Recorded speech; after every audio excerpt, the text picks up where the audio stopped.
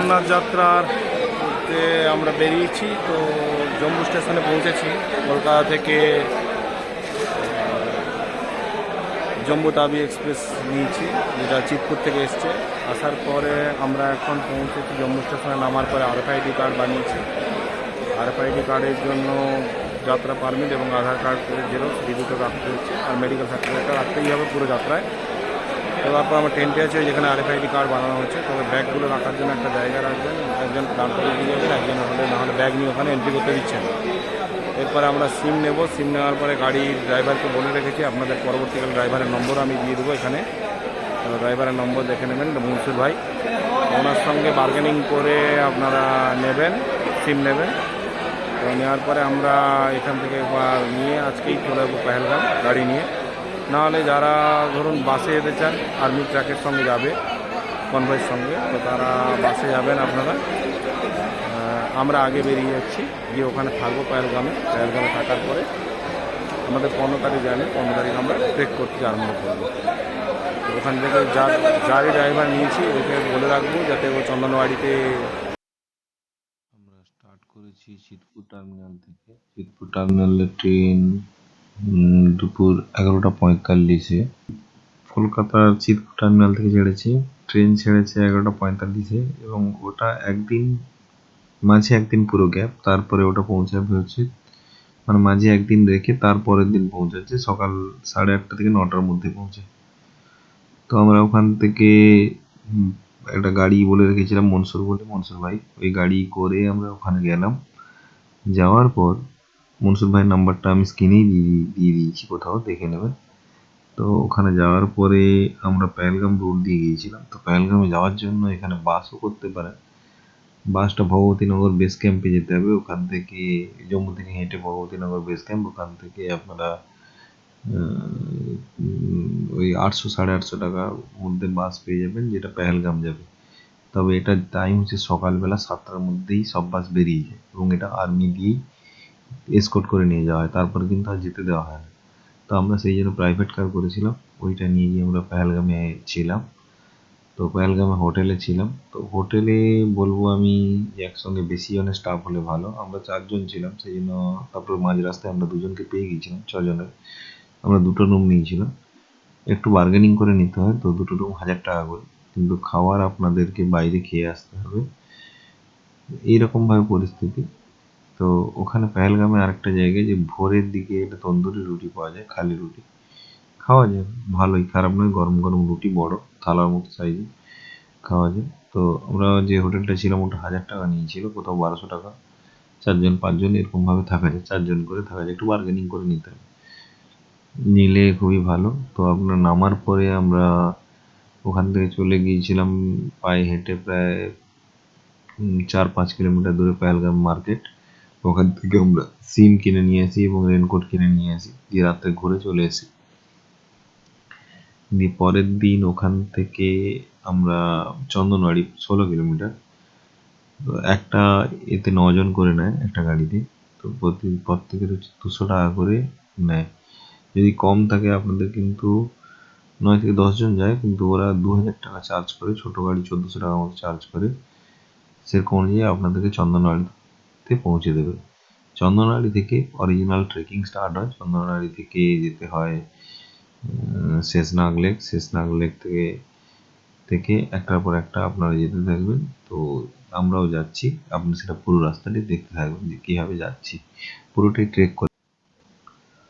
আমার এই চ্যানেলটাকে আপনারা please please please like, share, subscribe করবেন। তো উপরের বেল আইকনটা আছে, ওই বেল আইকনটাও প্রেস করবেন, দিয়ে অল ক্লিক করবেন। এতে কি হবে যে আমি যে ভিডিওগুলো আপলোড করছি আপনারা তৎক্ষণাৎ দেখতে পাবেন।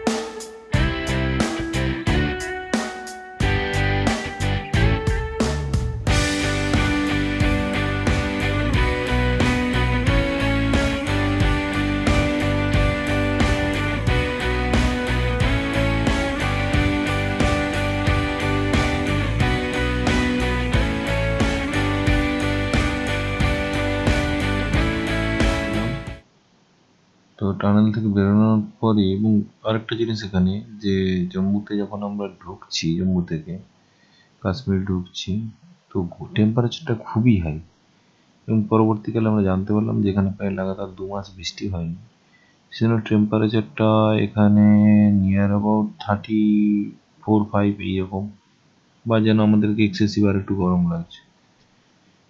তো কেন গরম লাগছে ঠিক বলে বুঝতে পারবো না, কিন্তু অ্যাকচুয়াল গরম, কারণ মানে এই টাইমে যে টেম্পারেচার পুরো প্রাকৃতিক চেঞ্জ হয়েছে এবং এর জন্য দায়ী কিন্তু আমরাই।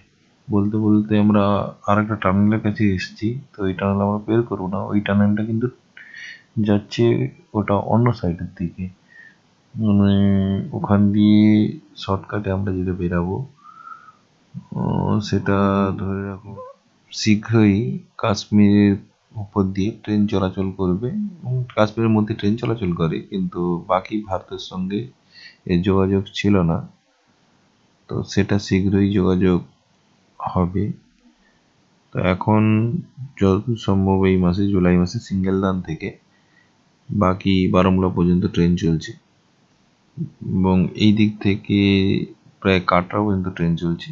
মাঝখানে শুধু রিয়াসি সঙ্গে কাটরা যোগ হয়ে গেলেই পুরো লাইনটায় কিন্তু ট্রেন চলাচল করবে এবং এখানেই এর উপরে সবচেয়ে বড়, বিয়াস নদীর উপর সবচেয়ে বড়, এবং সবচেয়ে বড় নয় শুধু, সবচেয়ে উঁচু রেল ব্রিজ, যেটা ভারতেই আছে। এখানে আরেকটা জিনিস, কাশ্মীর যেতে হলে অসংখ্য টানেল মানে বের করে যেতে হয়। তো ভারত সরকারের এই জিনিসটা খুবই ভালো লেগেছে যে এই সরকার অন্ততপক্ষে যে চারদিক থেকে ডিফেন্স সেক্টর এবং কমিউনিকেশনগুলো, কানেক্টিভিটি, এগুলো খুব ভালো করছে। তো এর জন্য পুরো পাহাড়ের মধ্য দিয়ে টানেল বানিয়ে অপর প্রান্তে খুব দ্রুত পৌঁছে যাওয়া, যেটা আর্মি ফেসিলিটির জন্য এবং সাধারণ যোগাযোগের জন্য। এবং এই প্রতিটা টানেল কিন্তু অল ওয়েদার, কোথাও ওয়ান ওয়ে টানেল আছে, যেমন এই টানেলটা, এটা ওয়ান ওয়ে টানেল, এই দিক থেকে টানেল আছে এবং অপোজিট সাইডে আরেকটি টানেল আছে। তো আবার কোথাও টানেল আছে বোথ ওয়ে, সিঙ্গেলের মধ্যেই বোথ ওয়ে টানেল, সিঙ্গেল টানেলের মধ্যেই আছে।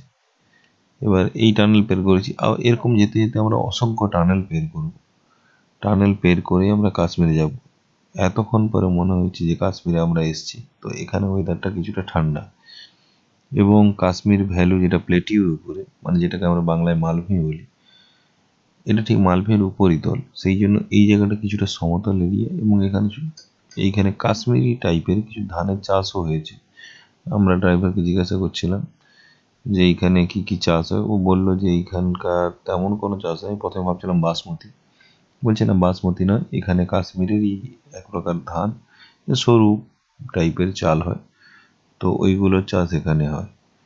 এবং এই ওয়েদারটা, আমরা যে পাহাড়টা পেরিয়ে এসেছি, পেরিয়ে আসার পরে কিন্তু ওয়েদারটা যথেষ্ট ঠান্ডা এবং এখানে মানে বিভিন্ন রকম গাছপালা, যেগুলো আমাদের সমতলে দেখা যায় না, এখানে কিন্তু প্রচুর পরিমাণে দেখা যাচ্ছে। একটা অশ্বত্থ গাছের মতো গাছ দেখতে পেয়েছি, কিন্তু সেটা অ্যাকচুয়াল অশ্বত্থ গাছই নয়, একটা অন্য টাইপের গাছ। আর সবচেয়ে কাশ্মীরের মধ্যে আমার প্রিয় লেগেছে এই পাহাড়ের উপর ছোট ছোট বাংলোগুলো, পুরো ঘরটায় মানে ওপরের দিকগুলো ছোট ছোট সেট এবং কাঠের তৈরি করা জায়গা, তার উপরে টিনের সেট দেওয়া, মাঝখানে ছোট ছোট চিমনি করে দেওয়া, যেটা হচ্ছে গ্রীষ্মকালে রুমটাকে গরম রাখার জন্য। মানে এইটা আমার খুবই ফেভারিট, কাশ্মীরের মধ্যে এই জায়গাটা আমার খুবই ফেভারিট। আমরা এখন যে নদীর পাড় ধরে গেছি, এটা হচ্ছে মানে পেহেলগাঁও রুটেই পড়ছে। এই নদীটার নাম কিন্তু রিডার নদী এবং এর যে জায়গাটা, আমরা যে জায়গাটা এই মুহূর্তে দাঁড়িয়ে আছি, পুরো ছবির মতো আঁকা। মানে আমার এত দেখে ভালো লাগছে, আমার মনে হচ্ছে যেন এইখানে থেকে যাই, আর কোথাও যেতে ইচ্ছে নেই। মানে কাশ্মীরকে যে আমরা স্বর্গ বলি, এই জায়গাটাই দেখলে কিন্তু মানে মনে হচ্ছে যেন পুরো স্বর্গ, আর কোথাও যেতে হচ্ছে না। এই নদীটার এই জায়গাটা কিন্তু এটাকে রিডার ভ্যালি বলছে। এবং আমরা কাশ্মীর সম্বন্ধে যত ছবিগুলো দেখি, মূলত কিন্তু এই জায়গাটা ছবিটা দেখা যায়। এবং পুরো রাস্তাটা আমরা আস্তে আস্তে চারদিকে কিন্তু আপেলের বাগান দেখেছি এবং আপেলের বাগান আছে এবং ওই নদীর ওই সাইডেও আপেলের বাগান আছে। কিন্তু এই নদীটাকে আমার এই জায়গাটার এত ভালো লেগেছে, মানে কল্পনা করেও বোঝাতে পারবো না, যেন মনে হচ্ছে আমি স্বর্গে এসে বসে গেছি। তো আমি বলবো সবাইকে যে কাশ্মীরে একবার বেড়ানোর জন্য। আর আরো একটা জিনিস এখানে সবচেয়ে ভালো লেগেছে, প্রতি 100 থেকে 200 মিটার অন্তর কিন্তু আর্মিরা কভার আপ করছে। মানে এটা সবচেয়ে ভালো জিনিস যে বাকি যে টুরিস্টরা এসছে তাদের কোনো রকম কোনো ভয় রাখারই কথা না। যে ইনসিডেন্ট বা দুর্ঘটনাগুলো ঘটছে সেটা মনে হচ্ছে যেন মানে ইচ্ছাকৃতভাবে ঘটানো হচ্ছে। তো আর্মিরা থাকার জন্য আমরা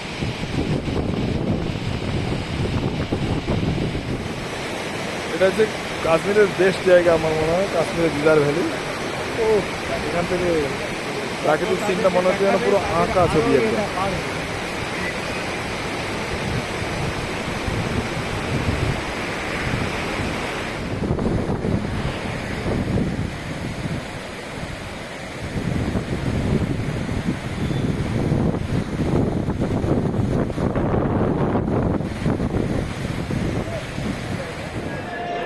আমরা এখন চন্দনবাড়ি বেস ক্যাম্পে, উপরে যাচ্ছি বেস ক্যাম্পের কাছে। দেখছি উপরে রাস্তাটা কেমন।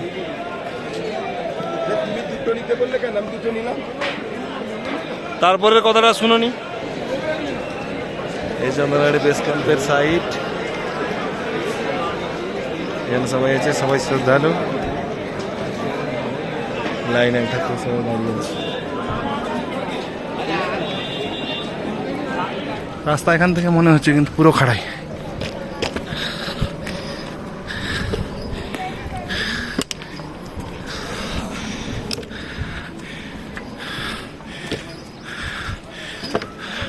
এখানে এই যে আরসিসি রোড বানিয়েছে, এটা পুরোটাই প্রায় 50 টাকার কাছাকাছি পর্যন্ত, 4 কিলোমিটার।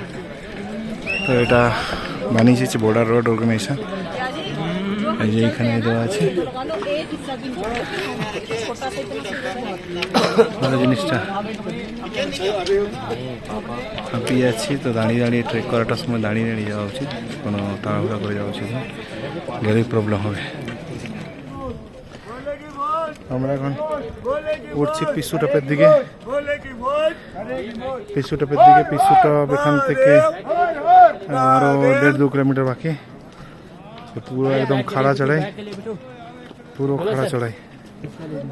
মানে যদি সবচেয়ে ভালো একটা পিট্টু কন্ডিশন বড় যদি ব্যাগ থাকে, ওরা ব্যাগ নিয়ে যাবে সাথে সাথে, আপনাদের জন্য সেটা ভালো হবে।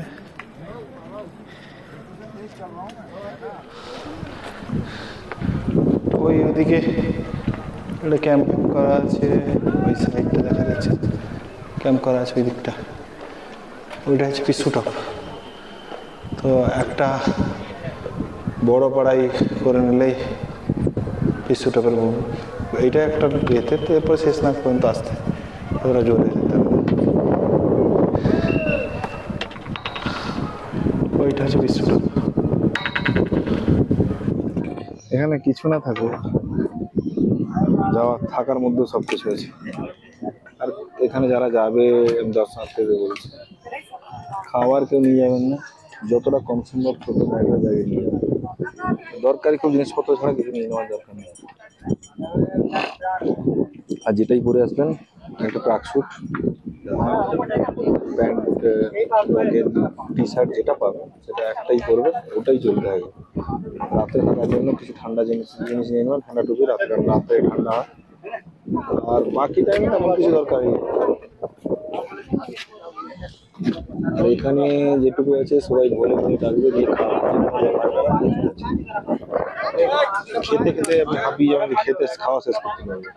কিন্তু একটা জিনিস সবাইকে বলবো যে খাওয়ার কেউ নষ্ট করবো, সবাই খাওয়াবে বলছে, কিন্তু কোনোদিন কোনো সময়ের জন্য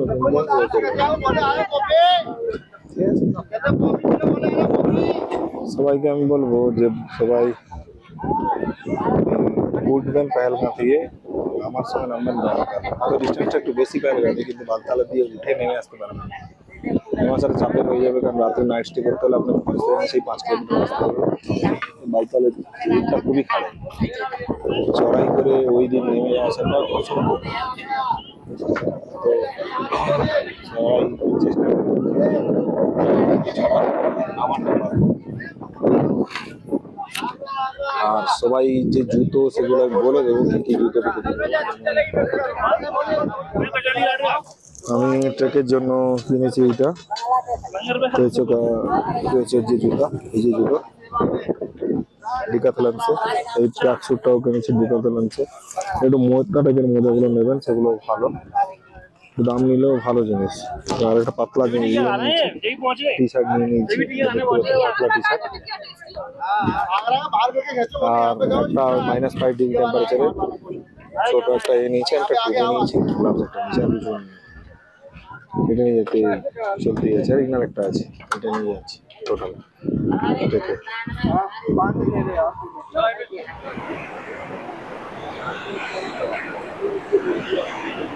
আমার পেছনে যে নদীটা দেখছি এটা হচ্ছে রিডার নদী, শেষনাগ থেকে ওর উৎপত্তি। আমরা যাচ্ছি শেষনাগ লেকের দিকে।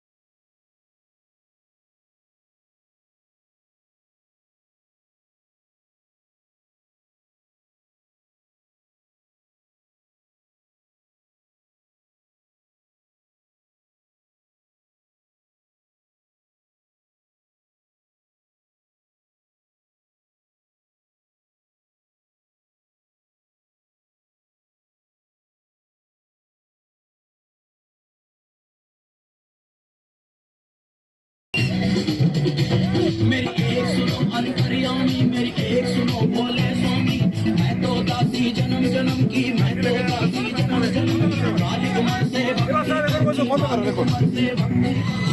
এটাই শেষনাগ ঝিল।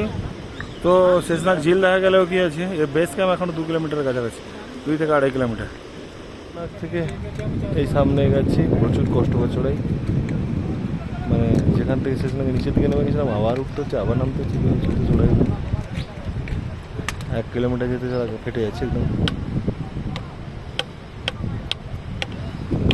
এই রুট ধরে নিচে যাচ্ছি, আবার খাড়াই দিয়ে উপরে, আবার দিয়ে উপরে উঠতে হবে, এরকম চলতে আছে। এইদিকে নিচে শেষনাগ থেকে পরপর খাড়া চড়াই, এদিকের উপরে উঠছি পরপর। গণেশ টপ 14,500 ফিট উপরে উঠবো।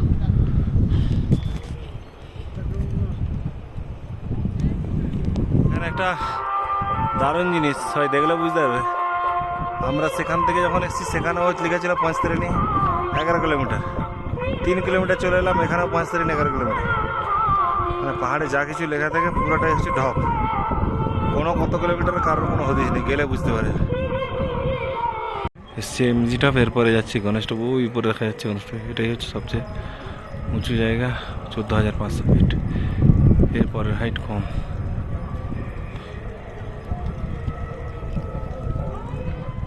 সেই পাহাড়টা দেখছো, সেইটা দেখো, বলে সারা জামা প্যান্ট খুলে দিয়ে বুঝতে পারবো বছরের সময়। আমরা এই উঠছি গণেশ টপে, দিকে হেঁটে হেঁটে ঠুকরে আস্তে আস্তে করে যাচ্ছি।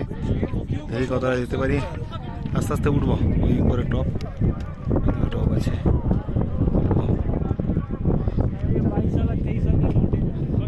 সকাল থেকে পুরো মানে খাড়া চড়াই চলছে একদম সকাল থেকে। হ্যাঁ, পুরো কত 5-6 কিলোমিটার পুরো খাড়া চড়াই চালাচ্ছি, পাক্কা 6 কিলোমিটার না, পুরোটাই খাড়া চড়াই। এইটা পেরানোর পর অনেকটাই হয়ে যাবে। এটাই তো মহাগণেশ টপ। একটা জিনিস স্পেশাল বলতে, আর্মি প্রতি 30-40 মিটার দাঁড়িয়েছে, প্রতি জায়গায় আর্মি 30-40 মিটার অন্তর। এগুলো পুরোটা হওয়া কেটে তৈরি, পুরোটা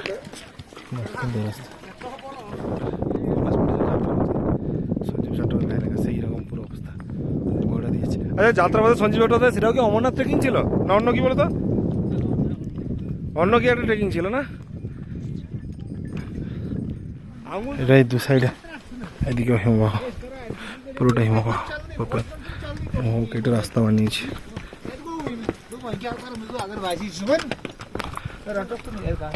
আমরা এই মাঝখান দিয়ে যাচ্ছি।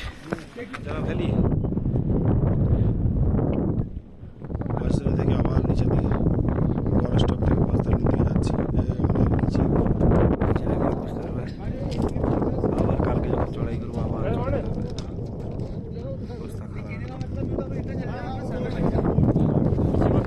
বস্তারের দিকে যাচ্ছি। মাঝখানে একটা ভান্ডারা আছে, ভান্ডারা পেরোনোর পরে আবার হাঁটা দিতে হবে। এখানে উপরে বসছি, এমন মনে হচ্ছে ভান্ডারাটা 9000 ফিটের কাছাকাছি।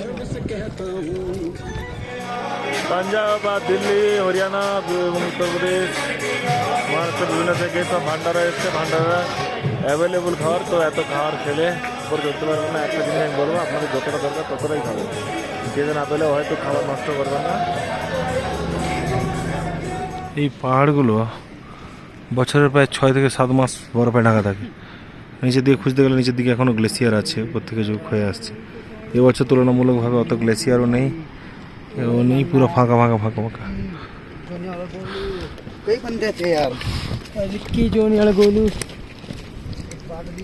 পুরো বরফ না থাকার জন্য ওটা শুষ্ক হয়ে গেছে। ওই দিকটা একটু বরফ আছে, বরফে ঢাকা থাকে। নিচগুলোই আছে, ওপরের দিকে নেই, পুরো শুকনো হয়ে গেছে। ওই এতক্ষণ পরে এই পৌঁছতে দেখা যাচ্ছে, এই সামনেটা নয়, পেছনে আর যে টেন্টগুলো আছে ওইটা পৌঁছতে নেই, দূর পর্যন্ত সে পাহাড়ের একদম গা পর্যন্ত পুরো টেন্টে ভর্তি আছে। আরও 1 কিলোমিটার এটা প্রায়। এই সব লঙ্গর একটার পর একটা সব লঙ্গর দেওয়া আছে, সব যে যত পারে খেতে পারে। বিভিন্ন টোটাল আজও হাঁটি কালো হাঁটি, হাঁটতেই আছি। দেখতে পাচ্ছি যে কাছাকাছি, কিন্তু ঘুরে ঘুরে ঘুরে ঘুরে কত দূর দিয়ে যাচ্ছি তার ঠিক নেই।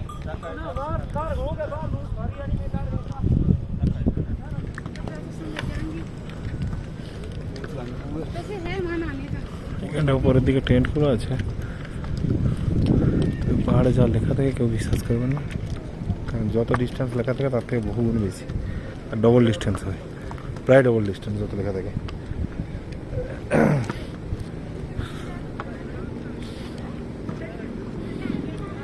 আমরা এখান থেকে পেহেলগাম থেকে যে এসেছি, পেহেলগাম থেকে প্রথম শেষনাগে এসেছি। শেষনাগ প্রায় 20-22 কিলোমিটার হবে। শেষনাগ থেকে আবার পঞ্চতারিণী গেলাম, এও প্রায় 20-22 কিলোমিটার হবে। কালকেও যে হলি কেপ যাব, কেপটা হবে 7 কিলোমিটার, কিন্তু সেখান থেকে আবার বালতালতে নামতে গিয়ে সে প্রায় 16-7 23 কিলোমিটার নামতে হবে। কিন্তু এদের লেখা থাকবে 11 কিলোমিটার, 12 কিলোমিটার এইসব লেখা থাকবে। পঞ্চকারণী এইখানে যে এই পাহাড়টা হচ্ছে, এই পাহাড়টার পেছনে হচ্ছে হলি কেপ আছে।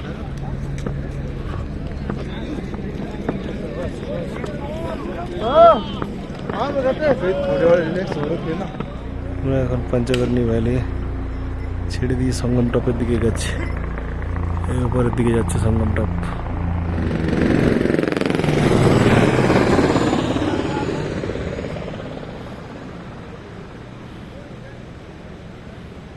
এইটা সঙ্গমের দিকে যাচ্ছে নদীটা, এইটা সঙ্গমের দিকে যাচ্ছে। সঙ্গম মানে এক করে গ্লেসিয়ার গলে যাচ্ছে। আগের বছর যারা এসেছিল তারা বলছিল এগুলো গোটা রাস্তাটাই তখন বরফে ঢাকা ছিল, এখন পুরো ফাঁকা, রাস্তা টোটাল বরফই নেই। ওই মাঝে মাঝে সব গ্লেসিয়ার, পাহাড়গুলো সব ফাঁকা।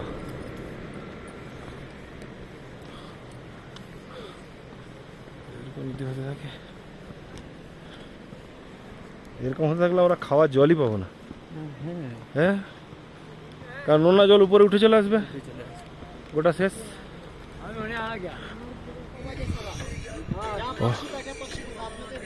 এবার ওই রুট থেকে আসছি, আমরা যাবো এই দিকটায়, পেহেলগাম থেকে এই রুটে সব ওই দিকটায় যাচ্ছি একই জায়গায়। ওই দিকটা হচ্ছে বালতাল রুট, আর এই দিকটা হচ্ছে এই রুট। এটা সঙ্গম টপের দিকে যাচ্ছি, সঙ্গম টপে মিলিতে হবে দুটা রুট, তারপর হচ্ছে কেপ দেখা যাবে। এইখান থেকে আমরা আস্তে আস্তে কেপ দেখবো, কেপ দেখে কেপে প্রণাম টনাম করে দিয়ে বালতাল রুট ধরবো ঘোরার জন্য। এখান থেকে ওই কেপটা দেখা যাচ্ছে ওই সাইডে, একটা হচ্ছে গেরুয়া কালারের কিছু একটা দেখা যাচ্ছে ওর মধ্যে, কেপের মধ্যে। আমাদের গন্তব্যস্থল ওইখানে, ওইখানে বাবা বরফানি আছে, ওইখানে দেখছি। বাবাকে প্রণাম করে তারপরে ওই রুট দিয়ে বালতাল রুট দিয়ে নিচে নেমে যাবো। ওই বাবা বরফানির পবিত্র গুহা দেখা যাচ্ছে, আর এটা পুরো গ্লেসিয়ারের মধ্যে দিয়ে যাচ্ছে, পুরো রাস্তা গ্লেসিয়ারের মধ্যে দিয়ে। কাছাকাছি পৌঁছে গেছি একদম, পুরো বড় হিমবাহ মাঝখান থেকে কেটে রাস্তা বানিয়েছে, এটা ঘোড়াপাড়া, আর ওইখানটা হোলি কেপ দেখা যাচ্ছে। যে খরগোশগুলো ছিল অনেক বড়, মানে বড় হলেও এরকম টাইপ নয়, এটা আলাদা একটা জানোয়ার। ওই হিমবাহটা পঞ্চকুলা থেকে হিমবাহটা এসছে, হিমবাহের উপর দিয়ে কোনো জলের ধারা নেই, নিচ দিয়ে পড়ে। আর ওই দিকে যা দেখা যাচ্ছে ওপর দিয়ে যেটা, সেইটা আমরা এসছিলাম প্রথমে যেদিক দিয়ে, ওই দিক দিয়ে। আর এটা হচ্ছে ঘোড়াওয়ালা যাচ্ছে নিচে, আচ্ছা এটা পায়ের রাস্তা উপরের দিকে, স্বর্গের উপরের দিকে স্বর্গের সিঁড়ি দিয়ে যাচ্ছে। বালতাল রুট হয়ে নামছি, এই যে কালীমাতা মন্দিরে দেখা গেছে,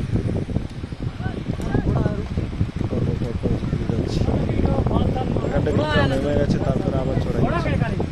এখন প্রায় 7টা বাজে, আমরা উল্টো সাইড দিয়ে বালতাল হয়ে নামছি। আমার পায়ে একটু টান ধরে গেছে, বাম পাটা, তাতে একটু পেনও হচ্ছে, উল্টো দিক করে নামছি। আশা করি আরও 1 ঘন্টা মনে হয় লেগে যাবে, শরীর অবস্থা খুবই খারাপ। দেখি কী হবে। এইটা একটা বড় হিমবাহ দেখলাম। সিন্ধু নদের গা দিয়ে যাচ্ছি বালতাল থেকে, সোনমার্গ পেরিয়েছি, সোনমার্গ সিন্ধু নদের গা দিয়ে যাচ্ছি, এয়ারপোর্টে যাবো। আজকে ওটাই অসুস্থ ছিল বলে বুকিং করে নিয়েছি, শ্রীনগর এয়ারবেসে যাবো, ওখান থেকে ট্রেনে আজকে রাত্রেই পালাবো, পরে আবার ফোন আসবে। এই শ্রীনগর का मेन रिवर है। हाँ এই যে উপরে এই যে ঘেরাটা আছে না, ঘেরাটা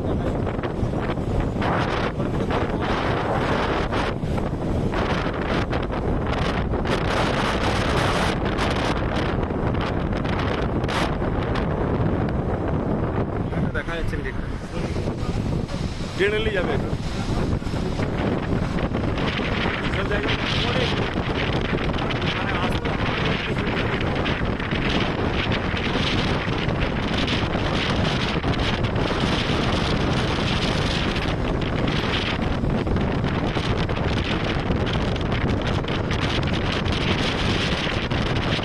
Louder.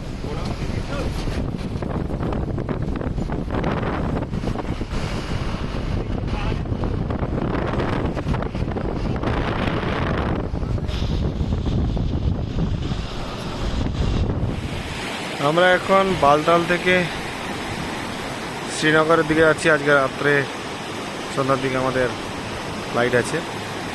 শ্রীনগর পাশ দিয়ে বালতাল থেকে বয়ে গেছে সিন্ধু নদী, এটা পুরোটাই সিন্ধু নদী। জলও খুব ক্লিয়ার, মানে এতটা ক্লিয়ার, কোনো ঘোলা অভাব নেই, পাহাড়ের মধ্যে দিয়ে আসছে। কিন্তু এখানে একটা জিনিস লক্ষ্য করলাম, আমরা এসছি এই জুলাইতে, কিন্তু এখানে গরম মানে অসম্ভবভাবে গরম। এবং জিজ্ঞাসা করছিলাম এদেরকে যে এখানে বলছে আগের থেকেও এখানে টেম্পারেচার খুব হাই এবং গ্লেসিয়ার সব গলে যাচ্ছে। কী কারণে কে জানে, এনভায়রনমেন্ট চেঞ্জ হচ্ছে কোনো মানুষেরই কাজে দ্বারা। দেখা যাক পরবর্তীকালে মানুষ নিজে ঠিক করতে পারে কিনা।